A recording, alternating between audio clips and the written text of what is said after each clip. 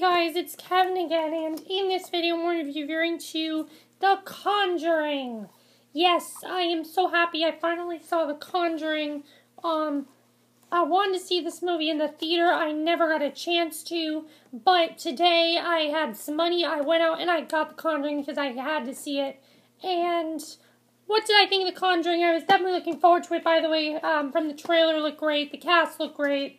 And once I heard the great reviews, I could not wait to watch it. And The Conjuring is by far quite possibly one of the best horror movies I've ever seen in my entire life. And you guys know I've seen a lot. I have seen a lot. And this is definitely one of the best ones I've seen. It really is as good as everybody said it was. And it was fantastic. And anyone who says the best horror movie of the year is absolutely right. It is by far the best horror movie I have seen all year. Now, what makes this movie so creepy? Well, besides the fact that it says right here, based on the true files of the Warrens, they're not making that shit up. That is true. That actually happened. They are not making that up. The Warrens were real people. They're real paranormal investigators, and they investigated murders. So this, they investigate paranormal things in houses, and this actually happened. Apparently this was like a case they didn't want to talk about, but they made a movie into it because they thought it'd be really cool.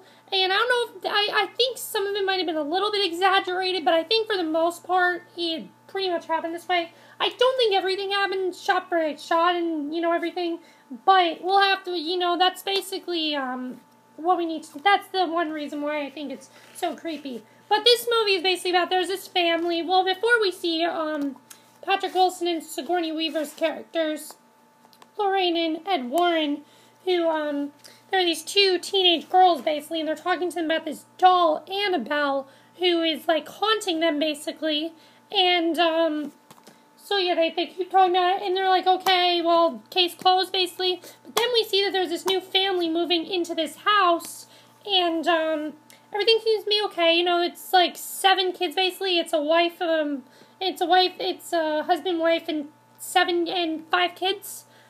So you have quite a lot of kids there. But basically, once they start moving in the house, things become weird.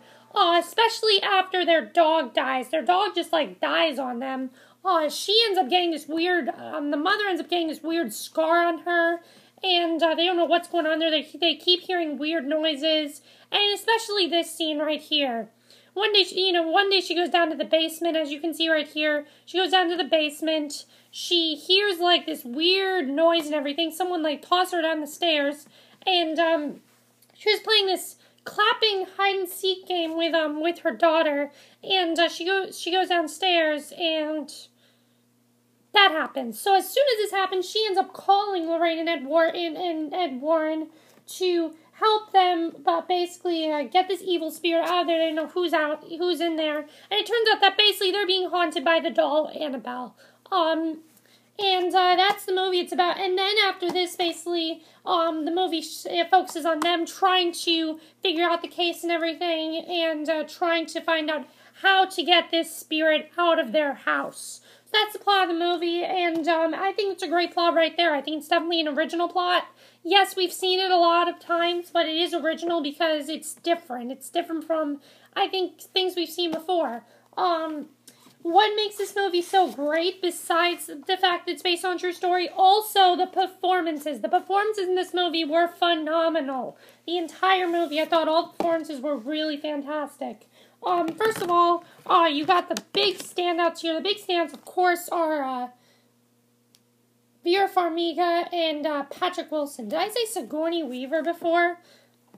I meant Vera Farmiga. I don't know why I said Sigourney Weaver. I just did.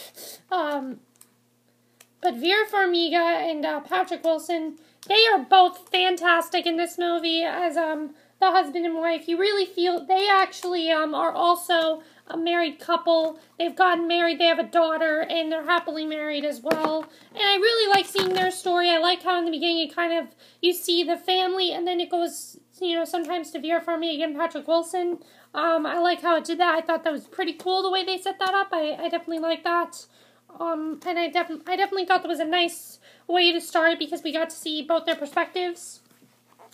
But especially Patrick Wilson, he really was fantastic in this movie. I thought he was really, really great. And I mean, James Bond really knows how to do good work with Patrick Wilson because he's been fantastic in all these movies, and this movie was no exception. He was just really, really great in here, and I really liked his character. I like how sometimes he kind of singles his wife out. By the way, this takes place in the 70s, in case you guys don't know. I forgot to say that. But it takes place in the 70s. But I like how he did that, and I definitely really enjoyed him. And then Vera Farmiga, I liked how sometimes she was kind of like, no, I want to help you with this. And he's like, no, this is too dangerous for you.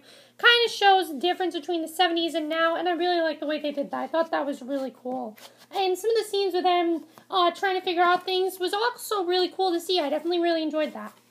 Then you have the family. Let's get out to Lily Taylor, who is really fantastic in this movie. I thought she was actually probably the best in this movie. I thought she was fantastic. One of the reasons I thought she was so good was, one, this scene right here. I mean, that scene was creepy as hell to watch. And, I mean, she was really, really great in this movie. There's a big twist that happens with her later in the movie that I will get to in the spoilers, but she was really, really great in this movie. She was, scared the whole movie, and I just thought she did a really great job. Also, the kids. There are quite a few kid actors in the movie you guys might recognize. Mackenzie Foy from Twilight, she was in Twilight Breaking Dawn Part 2. She was really good in this. I definitely really enjoyed her character in this. She didn't have much screen time or a lot of stuff. I mean, the kids had enough screen time and stuff because, it starts to haunt the kids as well. But, I thought that she was good, but especially Joey King. Joey King really gave a great performance here. She is actually one of the people who starts to suspect this thing right away. That's what's going on with Joey King. I really liked her character in this movie, and I thought she did a really great job. Also the one who played the little girl, she was adorable. What was the little girl's name? I can't think of the little girl's name right now. Abby, I think, or Abby or something like that. I can't think of her name right now. I think it was Abby, but she was really adorable, and I like how it was sort of like a Paranormal Activity thing where the ghost started talking to her, and I definitely really enjoyed that. What else makes this movie so good is that it is scary. It is scary, and when I say scary, it's not just like a jump scare. There are scenes in this that are quite scary, and this is only one of the scenes. But I will say that this movie is slow-paced, and I like that because it doesn't get to it right away. Later in the rest of the movie is when it gets to the real big stuff that happens. And now we're going to talk about the spoilers. So if you haven't seen The Conjuring, I'm going to spoil some stuff for you. Not a lot, not like major stuff, but there's something big that happens in this movie that I didn't really expect. And I haven't seen The Conjuring. Recommend you don't watch Restless Review. But the big thing I want to talk about is Lily Taylor's character getting possessed. I did not expect this to happen. I didn't expect her to get possessed. I thought it definitely added something to the movie in the second half because it just made things a lot more creepier, a lot more was starting to happen. I mean, at this point in the movie, we had gotten some scary shit going on, but we hadn't had a lot with, we hadn't had a big scene, and that was definitely great to see her, try to kill both of the children. I mean, that was incredible to watch, and I thought she did a really great job in that scene. That's why I think she did such a great job, because the scenes when she was possessed, she was fantastic in my opinion. I thought she was really, really good, and I really like that. Also, I like the little foreshadowing they do for the Amityville horror at the end of this.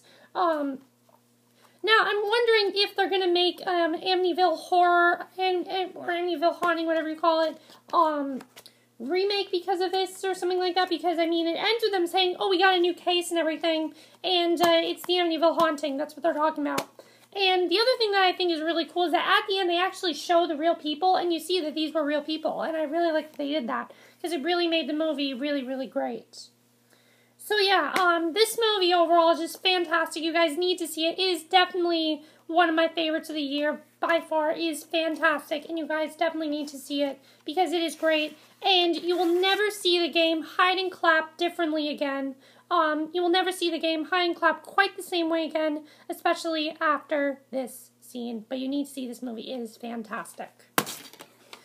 Alright, so that's it for my review. Also, the R rating. Do I think this movie deserves an R rating? No.